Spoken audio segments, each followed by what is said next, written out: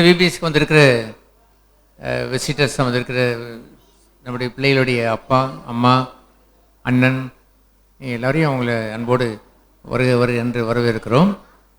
இந்த விபிஎஸ்னுடைய welcoming song அது என்னவென்று சொன்னால், பிள்ளைகளைத்தான் நாங்கள் வெல்கம் பண்ணுவதற்கு ஒரு பாடல் தயார் செய்து வைத்திருந்தோம். அதோடு சேர்த்து இந்த நிகழ்ச்சியிலே பெற்றோர்களையும் வெல்கம் பண்ணுவதற்கான ஒரு பாடலாய் அந்த பிள்ளைகள் இப்பொழுது பாடுவார்கள், அந்த நடனமும் ஆடுவார்கள்.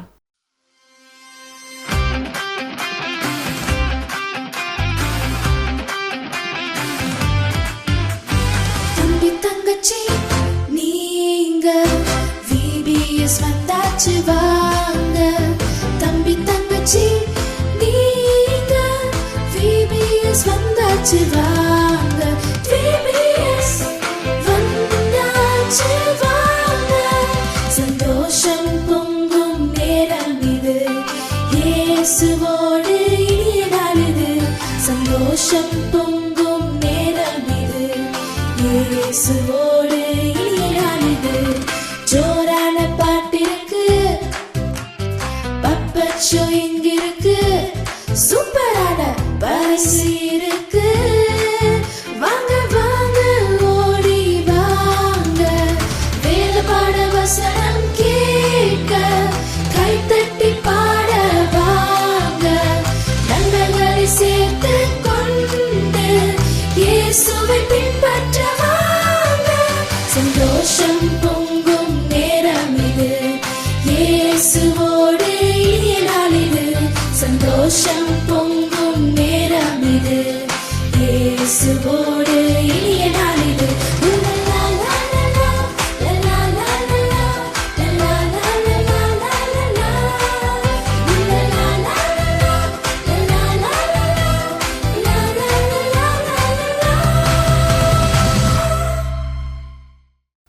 இந்த விபிஎஸ்னுடைய தீம் என்னவென்று சொன்னால், கருப்பொருள் அரவணைக்கும் தேவன். இந்த உலகத்தில் எவ்வளவோ கஷ்டங்கள் இருக்குது. அந்த கஷ்ட நேரத்தில் ஜனங்கள் கைவிட்டுருவாங்க. தாய் தந்தை, சில சமயங்களில் கணவன் மனைவி பிள்ளைகள், எத்தனையோ பேர் கைவிட்டு போகிற நேரத்தில் இந்த வேதத்தில் ஒரு அருமையான ஒரு வசனம் இருக்குது. அது என்னவென்று சொன்னால், உயிருள்ள வசனம். அது கோழி தன் குஞ்சுகளை குட்டி சேர்ப்பது போல தெய்வம் அவர்களை எல்லாரையும் கஷ்டப்படுறவங்க, ஆறுதல் இல்லாதவங்க இருக்கிறவங்க, அவங்க எல்லாரையும் ஆறுதல் படுத்துறதுக்கு அவர் கூட்டி சேர்க்கிறார். அது ஞானம் இல்லாதவர்களுக்கு ஞானம் தருவார், கஷ்ட நேரத்தில் துன்பத்தில் உள்ளவங்களுக்கு விடுதலை தருவார், சுகம் இல்லாதவர்களுக்கு ஒரு சுகத்தை தருவார், ஆலோசனை சொல்கிறதுக்கு நல்ல ஆலோசனையை தருவார். இப்படியெல்லாம் எல்லா விதத்திலும் ஒரு மானிடனுக்கு தேவையான அனைத்து ஆதரவையும் இயேசுபிரான் இரட்சக பெருமான் தருகிறார். அதுதான் இந்த கோழி தன் குஞ்சுகளை இந்த வேத வசனத்தில் பைபிள் எழுதியிருக்கிற இயேசு சுவாமி சொன்னார், கோழி தன் குஞ்சுகளை கூட்டி சேர்ப்பது போலவே உங்களை தேடி நான் இந்த பூமிக்கு வந்தேன். என்னை நம்பி யாரெல்லாம் வர்றாங்களோ அவங்க அத்தனை பேரையும் கூட்டி வைத்து அவளை ஆசீர்வதிப்பேன், பரலோகத்துக்கும் கொண்டு போவேன்னு அவர் வாக்குறுத்திருக்கிறார். அந்த பாடலை தான், அந்த கருப்பொருள் பாடலை தான் இப்போ இந்த பிள்ளைங்க பாட போகிறாங்க.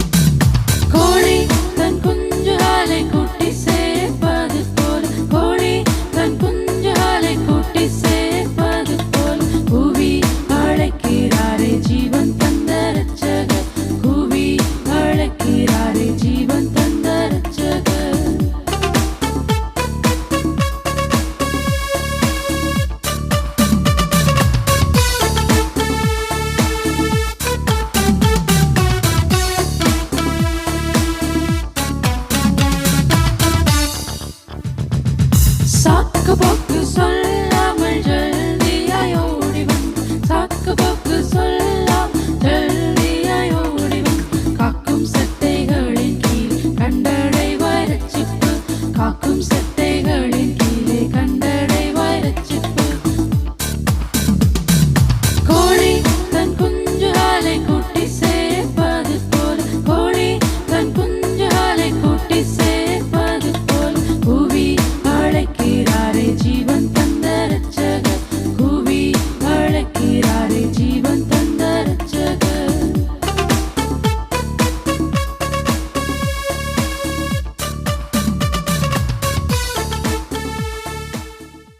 இந்த ஒரு நிகழ்ச்சி சாலமோன் ராஜாவை பற்றி உள்ள ஒரு நிகழ்ச்சி. அது சாலமோன் ராஜா சரித்திரத்திலேயே நாம் அதை அறிந்திருக்கிறோம். அவன் வந்து ஒரு ஞானமுள்ள ராஜா. அது காரணம் என்னென்னா, அவன் வேத புத்தகத்தில் நீதிமொழிகள்னு ஒரு புத்தகம் எழுதியிருந்தார். அந்த புத்தகத்திற்கு அவர் ஆரம்பம் எழுதும் பொழுதே கர்த்தருக்கு பயப்படுதலே ஞானத்தின் ஆரம்பம் என்று சொல்லுவார். இந்த பூமியில் இருக்கக்கூடிய மக்கள் அறிவை தான் விரும்புவாங்க. அறிவுங்கிறது நம்ம படிக்கிறது, பெரிய படிப்பு படிக்கிறது, பிஹெச்டி வரையும் படிக்கிறது, டாக்டர், எம்டி, எம்எஸ் அப்படிலாம் நிறைய படிக்கிறாங்க பார்த்தீங்களா. அதெல்லாம் அறிவு என்கிறது. அறிவு அது வந்து தலைக்கு உரிய, மூளைக்கு உரியது. அது வேறு.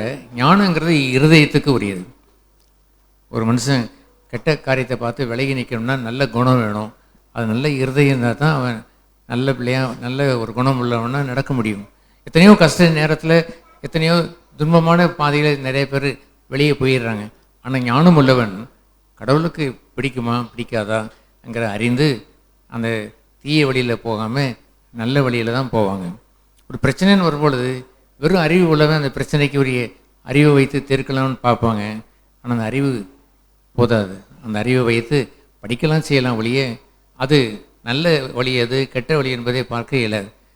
இருதயத்தில் உள்ள அந்த ஞானம் பெற்றவன் மட்டும்தான் அந்த தெய்வ வழியில், தெய்வ பாதையில் ஞானமாக பொறுப்புள்ள மகனா நடக்க முடியும். அது போன்ற ஒரு நிகழ்ச்சியை தான் அந்த நம்முடைய பிள்ளைகள் அதை நடித்து அதை காட்டுவாங்க.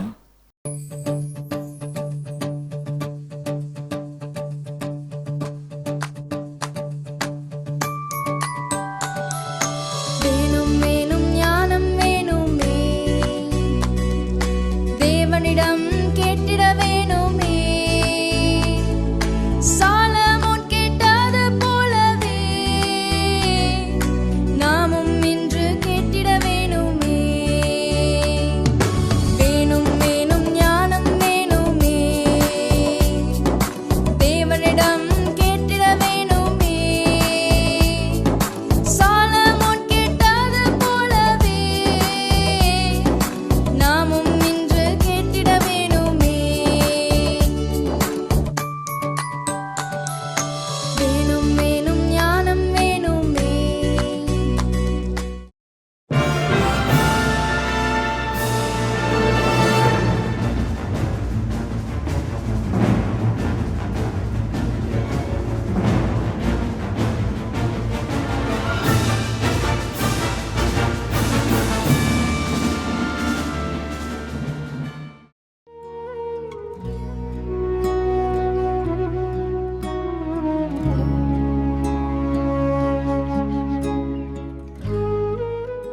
இது என் குழந்தை. அரசே, இது என் குழந்தை.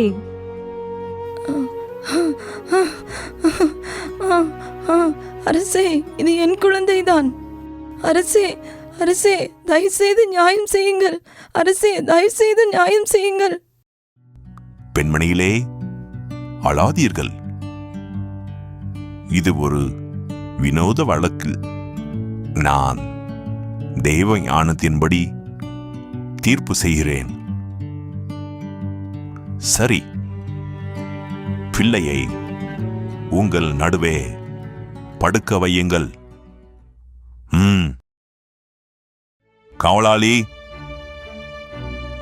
ஒரு நீண்ட கத்தியை எடுத்து வா. சீக்கிரம். அரசே, இதோ கத்தி. இப்போது நான் தீர்ப்பு அளிக்க தயார். காவலாளி, அந்த கத்தியை எடுத்து பிள்ளையின் வயிற்றில் வைத்து 2 பாதியாக வெட்டு. ஒரு பாதியை ஒரு பெண்ணிடமும் அடுத்த பாதியை மற்றொரு பெண்ணிடமும் கொடுத்து விடு. சீக்கிரம் சீக்கிரம் வெட்டு. அரசே, வேண்டாம், பிள்ளையை வெட்ட வேண்டாம்.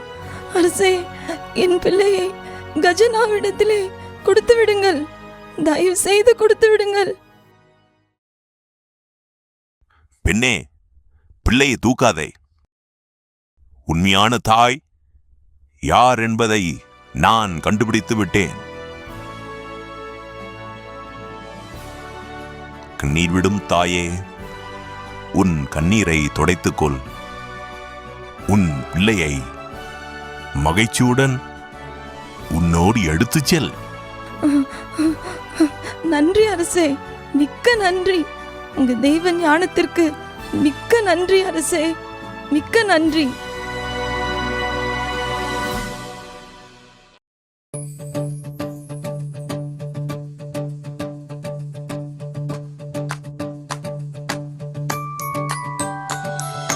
நியாயம் விசாரிக்க நன்மை தீமை அறிந்திட ஞானமுள்ள இதயம் கேட்டாரே. சாலமோன் கேட்டதை தேவன் ரொம்ப பிரியமாய் ஆசீர்வாதமாய் தந்தாரே. வேணும் வேணும் ஞானம் வேணுமே, தேவனிடம் கேட்டிட வேணுமே. சாலமோன் கேட்டது போலவே நாமும் இன்று கேட்டிட வேணுமே.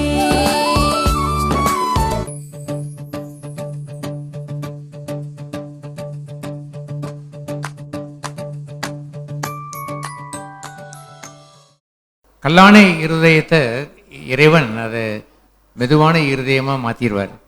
ஒரு மனுஷனுடைய இருதயம் கல்லாக போயிடுச்சுன்னு சொன்னால் அவன் குழியில் விழுந்து தண்ணிக்குள்ளே முங்கி போயிடுவான். அதைத்தான் வேத புத்தகத்தில் ஒரு மனுஷனுடைய இரும்பு போல் அது குளத்தில் ஒரு ஆழத்தில் இருட்டில் போய் கீழே விழுந்துடும். அதை தெய்வத்தினுடைய மனுஷன் ஒருத்தர் வருவார். இதை எப்படி மேலே கொண்டு வர முடியும் அப்படின்னு கேட்குறப்ப முடியும். அந்த இரும்பை கல்லான இருதயத்தை தெய்வம் மாற்றிடுவார். அது மெதுவான சதை போல் மேலே மிதக்க வச்சிருவார். அது எப்படி முடியும்? முடியாதுன்னு எல்லாரும் சொல்லுவாங்க. முடியும், தெய்வம் அதை செய்வார். தெய்வம் செய்வார் என்று சொல்லி ஒரு கொம்பை வெட்டி அந்த எந்த இடத்துல போட்டதுன்னு கேட்டார். அங்கே தான் கிடக்குதுன்னு அங்கே போடுவார். சர்ன்னு அந்த இரும்பு, அந்த கோடாரி, அந்த கம்பு அந்த கோடாரி இரும்பு வந்து மேலே ஏறி ஒரு சாதாரண ஒரு பேப்பர் மாதிரி மிதந்துடும். அதையெல்லாம் செய்தது யாருன்னா இறைவன் செய்வார். அதுபோல் இறைவன் நம்முடைய வாழ்க்கையில் நம்முடைய இருதயம் கல்லாக போயிடுது. சில சமயத்தில் நம்முடைய பிஹேவியர், பழக்க வழக்கங்கள் எல்லாமே ரொம்ப ரஃப்பாகிடுது. முரட்டுத்தனமாக மாறிடும். அடிக்க ஆரம்பிச்சிடும், யாராவது கொட்ட ஆரம்பிச்சிடும், அருவாள் எடுக்கிறாங்க, என்னென்னமோலாம் செய்கிறாங்க. பார்த்தீங்களா, அதெல்லாம் கல்லான இருதயம். சண்டை போடுறதெல்லாம் கல்லான இருதயம். அதெல்லாம் மாற்றி இயேசு பெருமான் நல்ல மெதுவான சதையுள்ள இருதயமாக மாற்றி கொண்டு வர்றது தான் இந்த நிகழ்ச்சி. இரும்பை, கல்லான இருதயத்தை மெதுவான இருதயமாய் மாற்றும் இயேசு என்று இந்த நிகழ்ச்சிக்கு பெயர்.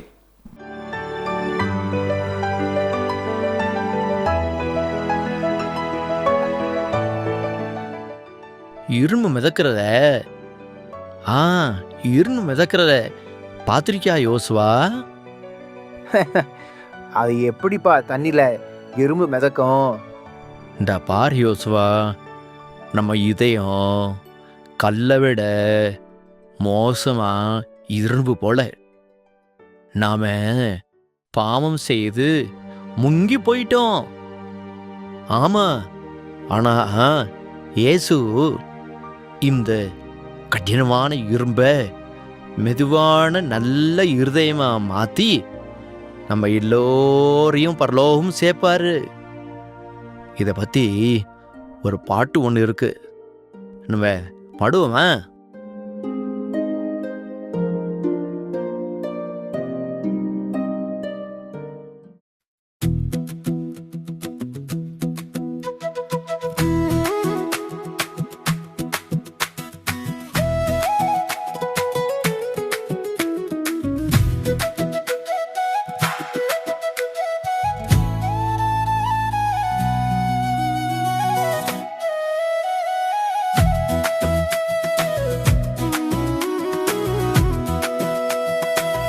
செல்ல குட்டியே தங்க கட்டியே மெல்ல எட்டியே பார் இரும்பு மிதப்பத பார் செல்ல குட்டியே தங்க கட்டியே மெல்ல எட்டியே பார் இரும்பு மிதப்பத பார் இங்கே இரும்பு மிதப்பத பார் ஐயோ போச்சே அது கடனாக வாங்கியது ஆச்சே ஐயோ போச்சே அது கடனாக வாங்கியது ஆச்சே என்ன பண்ணுவேன் என்றே கத்தினான் என்ன பண்ணுவேன் என்றே கத்தினான் எலிசா வந்தாரு எடுத்துக்கோ என்றாரு கொம்ப வெட்டி எறிஞ்சு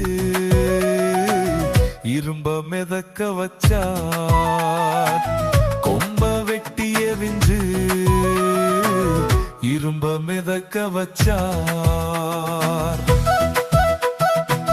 பாவக்குழியில கிடந்த உன்னையும் தூக்கி விட நானே பாவக்குழியில கிடந்த உன்னையும் தூக்கி விட நானே சிலுவை மரத்திலே மரித்து உயிர்த்தா பாவம் நீங்கியே நீ மோட்சம் சென்றிட சிலுவை மரத்திலே மரித்து உயிர்த்தா பாவம் நீங்கியே நீ மோட்சம் சென்றிட பாவம் நீங்கியே மோட்சம் சென்றிட பாவம் நீங்கியே மோட்சம் சென்றிட.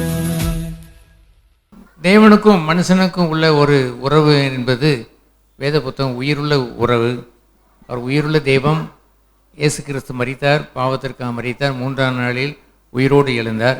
இன்றும் பரமண்டலத்தில் நம்முடைய ஜெபத்தை கேட்கிறார். இப்படி ஒரு நிகழ்ச்சி தான் இந்த நிகழ்ச்சி. அந்த நிகழ்ச்சியில் வரக்கூடிய அந்த யோசுவா என்று சொல்லக்கூடிய ஒருவர், அவர் தேவ பக்தர். ஒரு யுத்தம் நடக்கிறப்ப அந்த யுத்தத்தை ஜெயிக்கணும்னா இன்னும் கொஞ்சம் நேரம் வேணும், ஆனால் இருட்ட போகுது. அப்போ அவர் தேவனை நோக்கி ஜெபம் பண்ணுவார். தேவா, இந்த சூரியனை நிறுத்தினா எனக்கு நலமாக இருக்கும், இந்த போரை நான் முடிச்சிடுவேன் அப்படின்னு சொல்லுவார். உடனே சூரியனை நிறுத்திடுவார். பல மணி நேரங்கள் அதை நிறுத்தி வைப்பார். அப்போ அந்த இறைவன் என்ன செய்கிறாருங்கிறது தான் அந்த வேத புத்தகத்தில் எழுதியிருக்கு. இறைவன் என்ன செய்வார்னா, வானங்குள்ளாத தேவன் சர்வ வல்லவர், உயரத்தில் இருப்பவர், நம்முடைய ஜெபத்தை கேட்டு குனிந்து கேட்பார்னு எழுதியிருக்கு. நம்முடைய ஜெபத்தை எப்படி கேட்பார்? குனிந்து கேட்டு. அவர் அவ்வளோ பெரியவர். அந்த தெய்வம் ஒரு மனுஷனுடைய ஜெபத்தை கேட்டு குனிந்து கேட்டு அதன்படி செய்கிறார். பார்த்தீங்களா? அதுபோல் இறைவனிடத்தில் ஜெபம் பண்ண ஒரு பழக்கம் உடையவங்களாக இருக்கணுங்கிறது தான் இந்த வேத புத்தகம் நமக்கு கற்றுக் கொடுக்குது. அப்போ தெய்வம் மனுஷனுடைய வேண்டுதலை கேட்குறாருங்கிறத நீ உணர்ந்தீங்கன்னா உங்களுடைய கஷ்டம், வேதனை, துன்பம், முடியாத நேரம், யார் உதவி செய்வாங்கிற ஒரு நேரத்தில் நீங்கள் ஜெபம் பண்ணால் குனிந்து கேட்பார். கேட்டு உங்களுடைய ஜெபத்துக்கு பதிலையும் தருவார். அதுதான் இந்த நிகழ்ச்சி. என்ன நிகழ்ச்சி? சூரியனையும் சந்திரனையும் ஜெபம் கேட்டு தேவன் நிறுத்தி வைத்த ஒரு நிகழ்ச்சி.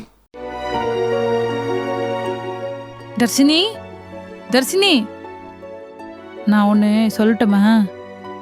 நம்ம தேவனு ஜெபம் கேட்கும் தேவன்.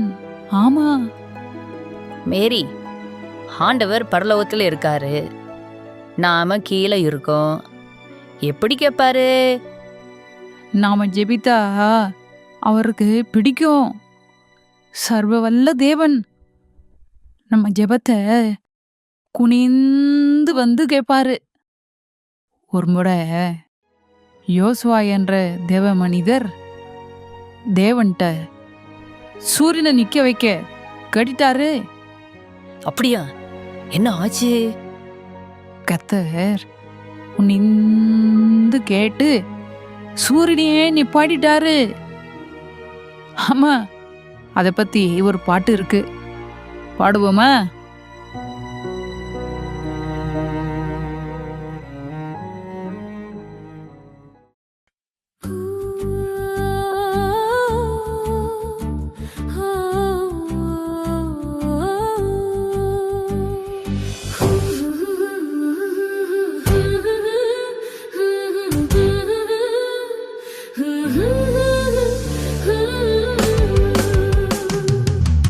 சூரிய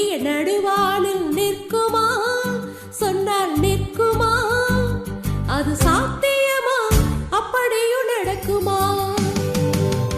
சூரியன் நடுவானில் நிற்குமா? சொன்னால் நிற்குமா? அது சாத்தியமா? அப்படியும் நடக்குமா? யோசுவா துணிச்சலாக ஜெபித்தாரே, தேவனிடம் ஜெபித்தாரே. அற்புதமாய் தேவன் பதில் அளித்தாரே, பதில் அளித்தாரே. யோசுவா துணிச்சலாக ஜெபித்தாரே, தேவனிடம் ஜெபித்தாரே. அற்புதமாய் தேவன் பதில் அளித்தாரே, பதில் அளித்தாரே. பெரிதாய் கேளு நீயும், தேவனால் கூடுமே. துணிவாய் கேளு நீயும், எல்லாமே கூடுமே. பெரிதாய் கேளு நீயும், தேவனால் கூடுமே. துணிவாய் கேளு நீயும், எல்லாமே கூடுமே. சூரியன் நடுவானில் நிற்குமே, சொன்னால் நிற்குமே. அது சாத்தியமே, கர்த்தர் சொல்ல நடக்குமே. சூரியன் நடுவானில் நிற்குமே, சொன்னால் நிற்குமே. அது சாத்தியமே, கர்த்தர் சொல்ல நடக்குமே. வேத புத்தகத்தில் உள்ள ஒரு முக்கியமான ஒரு தெய்வம் கற்றுக் கொடுத்த, மனுஷர்களுக்கு கற்றுக் கொடுத்த ஒரு செய்தி என்னவென்று சொன்னால், நம்ம இந்த உலகத்தில் ஒருத்தரையும் சபிக்கவே கூடாது. திட்டுறது, அவங்கள கெட்ட வார்த்தை பேசுறது, சாபம் விடுறது, ரொம்ப கோபமாக இருக்கிறது, அதெல்லாம் இருக்கக்கூடாதுன்னு இந்த வேத புத்தகம் கற்றுக் கொடுக்குது. அது மாதிரி வாழ்கிறவங்க ரொம்பவே ஆசீர்வதிக்கப்பட்டவங்க. ஏன்னா தெய்வம் நம்மளை ஆசீர்வதிக்கிறார். அதனால் மற்றவங்கள்ட்ட நீங்கள் போகிறப்ப ஆசீர்வதிக்கிற வார்த்தையை தான் பேசணும், நலமான வார்த்தையை தான் பேசணுமே ஒழிய, நல்ல மனுஷன் நல்ல இருதயத்திலேருந்து நல்லவைகளை பேசுகிறான், கெட்ட மனுஷன் தன் கெட்ட இருதயத்திலேருந்து கெட்டவைகளை பேசுகிறான். நீங்கள் நல்ல மனிதராக தெய்வத்தின் பிள்ளைகளாக வாழுகிறதுக்குரிய ஒரு அடையாளம் அது என்னன்னு சொன்னால், நீ ஒருத்தரையும் சபிக்க மாட்டீங்க, கெட்டவங்க நீங்கள் அவங்கள பேசி ஒதுக்க மாட்டீங்க, சண்டை போட மாட்டீங்க, கெட்ட வார்த்தை பேச மாட்டீங்க. அது போன்ற ஒரு அற்புதமான ஒரு வாழ்க்கையை இயேசு கிறிஸ்து அவர் கற்றுக் கொடுத்திருக்கிறார். ஆகவே ஒரு பீலியாம் என்ற ஒரு தீர்க்கதரிசி, அவன் இஸ்ரேல் ஜனங்களை ஆசீர்வதிக்கிறதுக்காக இருந்த ஒரு தீர்க்கதரிசி. திடீர்னு அவர் என்ன பண்ணிட்டாருன்னா, இஸ்ரேலை சபிக்கிறதுக்கு போயிட்டார். அப்போ ஒரு கழுதையோட கேட்டுச்சு, அவர் தூக்கிட்டு போன கழுதை, நோனோ அப்படி போகாதீங்கன்னு அதை வாய் திறந்து பேசிடுச்சு. கடவுளும் அவனுக்கு எதிர்த்து நின்று, நீ இப்படி நல்ல ஆசீர்வதிக்கிறவனா இருக்கிறவன் சபிக்க நீ போகலாமா, கெட்ட வார்த்தை பேச போகலாமா, சண்டை போட போகலாமா இப்படி கேட்ட உடனே அவன் உள்ளத்தில் உணர்வடைந்து மனம் திரும்புகிறார். அந்த நிகழ்ச்சி தான் இந்த பாடல். இந்த பாடலை வைத்து இதை நாம் நிகழ்ச்சி முடிவடைகிற நேரத்துக்கு வந்து விட்டோம். நம்ம இங்கேருந்து போகிற இந்த பிள்ளைகள் நல்ல பிள்ளைகளாக இருக்கிறதுனால, இந்த பிள்ளைகள் யாராக இருக்கணும், நம்ம நல்ல பிள்ளைகளாக இருக்கணும். நம்ம வாயிலேருந்து என்ன வரக்கூடாது, கெட்ட வார்த்தை வரக்கூடாது, சண்டை போடுற வார்த்தை வரக்கூடாது, சபிக்கிற வார்த்தை வரக்கூடாது. இயேசு சாமி என்ன சொன்னார் தெரியுமா, உங்களை சபிச்சா கூட நீங்கள் ஆசீர்வதிங்கன்னு சொன்னார். உங்களை சபிக்கிறவங்களுக்கு கூட நீங்கள் என்ன செஞ்சிடணும், ஆசீர்வதிக்கணும்னு சொன்னார். சரியா? அப்படி இருப்பீங்களா? நீங்கள் நல்ல பிள்ளையாக இருப்பீங்களா? Very good. என்ன மாலதி, ரொம்ப வருத்தமா இருக்கியே, என்ன நடந்துச்சு? ஆமா எஸ்தர், எங்கள் எதிர் வீட்டு சுந்தரியும் நானும் நல்ல ஃப்ரெண்ட்ஸு. ஆனால் இன்னைக்கு சுந்தரி எனக்கு பிடிக்காததை செய்தப்பா. அவளை பார்த்து நீ நாசமாக போயிடுவான்னு நான் சபிச்சிட்டு, அப்போ இருந்து இப்போ வர என் உள்ளத்தில் ஒரே துக்கம், வருத்தம், என் மகிழ்ச்சி எல்லாம் போயிருச்சு. நான் என்ன செய்வேன்? மாலதி, சத்திய வேதம் சொல்றத எங்க சபையில சொல்லி கொடுத்துருக்காங்க.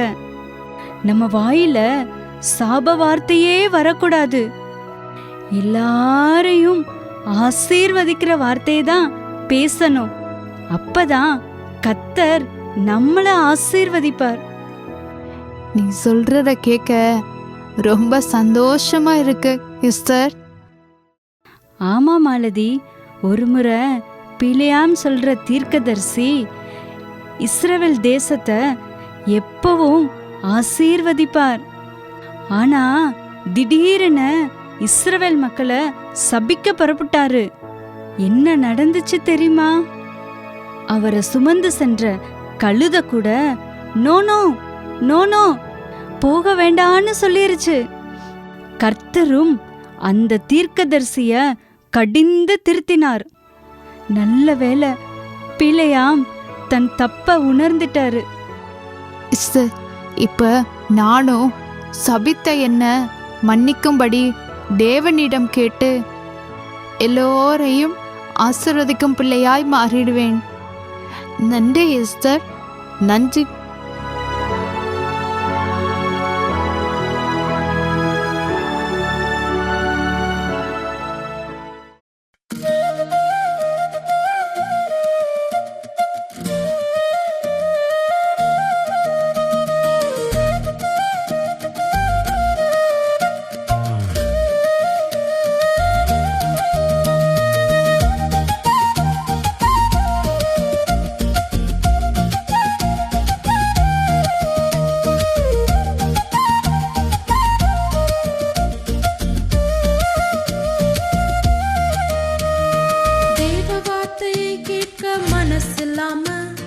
தேவஜனத்தை சபிக்க போனாரு பிழையாம். தேவ வார்த்தையை கேட்க மனசில்லாம தேவஜனத்தை சபிக்க போனாரு பிழையாம். கம்பீரமா கம்பீரமா கழுத மேல ஏறி கிளம்பினாரு. கம்பீரமா அட கம்பீரமா கழுத மேல ஏறி கிளம்பினாரு. கத்தியோடு கர்த்தரின் தூதர் வழியில் நின்னாரு. கர்த்தரின் தூதர் வழியில் நின்னாரு.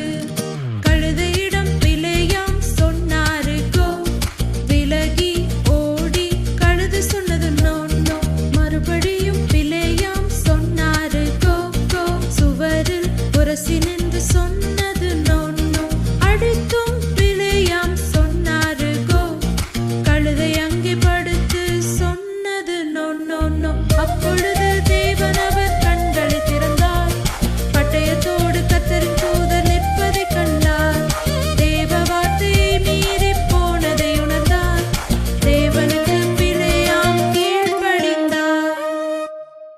விடுமுறை வேதாம பள்ளியினுடைய நோக்கம் என்னென்னா, இங்கே சுற்றி உள்ள சிறுபிள்ளை எல்லாரும் வரணும், எல்லாருக்கும் நல்ல வேத புத்தகத்தினுடைய நல்ல நெறிகளை கற்றுக் கொடுக்கணும், நல்ல பிள்ளைகளாக மாறணும், அவங்க வீட்டில் ஆசீர்வாதமாக இருக்கணும், ஸ்கூலில் ஆசீர்வாதமாக இருக்கணும், வாலிபரில் அவங்க வளர்ந்து வரும்போது நாங்கள் பெற்றுக்கொண்ட அந்த நல்ல ஒழுக்கத்தை நல்லா வாழ்ந்து நல்ல சந்ததியாக வளரணும். அதுக்காகவே தான் நாங்கள் இந்த விடுமுறை வேதாம பள்ளி நடத்துகிறோம். ஓகே, இந்த வேதாம பள்ளி இன்றைக்கு முடிவடையுது. இனி அடுத்து உள்ள நீங்கள் என்ன செய்யலாம்ங்கிறது, அடுத்த விடுமுறை வேதாம பள்ளி வரணுங்கிறது அவசியம் இல்லை. ஒவ்வொரு ஞாயிற்றுக்கிழமையும் இங்கே சண்டே கிளாஸ் நடக்கும். அந்த சண்டே கிளாஸ் ஒரு 12:30 மணிக்கு நடக்கும். ஒரு ஒன் ஹவர் தான் நடக்கும். 1:30 மணிக்கு முடிஞ்சிடும். நீங்கள் உங்களுடைய பெற்றோர்கள் உங்களுடைய பிள்ளைகளை அந்த 12:30 மணி ஞாயிற்றுக்கிழமை அந்த ஆராதனை முடிஞ்ச உடனே நடக்கிற அந்த சண்டே கிளாஸுக்கு உங்களுடைய பிள்ளைகளை நீங்கள் அனுப்பி வைங்க. பிள்ளைகளை நீங்கள் எல்லோரும் என்ன செய்யலாம், ஞாயிற்றுக்கிழமை 12:30 மணிக்கு வந்து 1:30 மணி வரைக்கும் என்ன செய்யலாம், சண்டே கிளாஸ் இருக்கலாம். ரைட்? அப்படி நீங்கள் அம்மாட்டையும் அப்பாட்டையும் பெர்மிஷன் வாங்கி நீங்கள் வர்றதுக்கு முயற்சி பண்ணுங்கள். நீங்களும் உங்களுடைய பிள்ளைகளை அனுப்புறதுக்கு முயற்சி எடுங்க. நீங்கள் எல்லோரும் வந்ததுக்கு நன்றி. இப்படி கடைசியாக எல்லோருக்கும் பரிசு கொடுக்குற நேரம். பிள்ளைகளை எல்லாம் நிறையா கொண்டுக்கோங்க. எல்லோரும் உங்களுக்கு பரிசு பிடிக்குமா பிடிக்காதா? பிடிக்கும் தானே? ஓகே. 12:30 மணிக்கு நமக்கு அந்த ஒவ்வொரு ஞாயிற்றுக்கிழமையும் நல்ல சண்டே கிளாஸ் நடக்கும். நல்ல Sunday class teachers Ashlin sister, Jayanthi sister, அப்புறம் விஜய் சிஸ்டர், அவங்களும் அந்த சண்டே கிளாஸ் நடத்துவாங்க. அதனால் நீங்கள் எல்லோரும் வாங்க. அது மாத்திரமில்லை, பெற்றோர்களுக்கும் அன்பாக நாங்கள் வேண்டுதல் சொல்கிறது என்னவென்று சொன்னால், எல்லா ஞாயிற்றுக்கிழமையும் நீங்களும் வருவதற்கு உங்களை அன்போடு வரவேற்கிறோம். 10:30 மணிக்கு ஆரம்பிக்கும், 12:30 மணிக்கு முடியும். வந்து எல்லாருக்குமே ஒரு லஞ்ச் இங்கே கொடுப்பாங்க. நீங்கள் சாப்பிட்டு உங்கள் பிள்ளைகளோடையும் சேர்ந்து சாப்பிட்டு நீங்கள் அப்புறம் பிள்ளைகளோடு சேர்ந்து 1:30 மணிக்கு நீங்கள் போகலாம். ஆகையால் தயவுசெய்து பெற்றோர்களுக்கும் இந்த அழைப்பை நீங்கள் ஏற்றுக்கொண்டு ஒவ்வொரு ஞாயிற்றுக்கிழமைக்கும் 10:30 மணிக்கு வர்றதுக்கு நீங்கள் மகிழ்ச்சியோடு வரும்படி அன்போடு கேட்டுக்கொள்கிறோம்.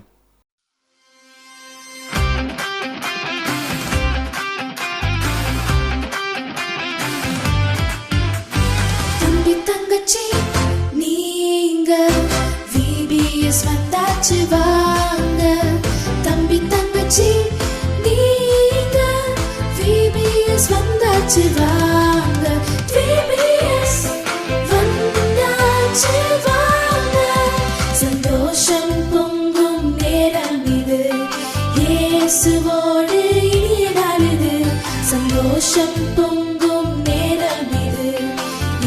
இயேசுவோடு இனிய நாள் இது. ஜோரான பாட்டிருக்கு, பப்பட் ஷோ இங்கிருக்கு, சூப்பரான பரிசு இருக்கு. வாங்க வாங்க ஓடி வாங்க, வேத பாட வசனம் கேட்க, கைத்தட்டி பாட வாங்க, நண்பர்களை சேர்த்து கொண்டு இயேசுவை பின்பற்ற வாங்க. சந்தோஷம் பொங்கும் நேரம் இது, இயேசுவோடு இனிய நாள் இது. சந்தோஷம் பொங்கும் நேரம் இது, இயேசுவோடு இனிய நாள் இது. லலா லா லலா, லலா லா லலா, லலா லா லலா லலா, லலா லா லலா, லலா லா லலா, லலா லா லலா.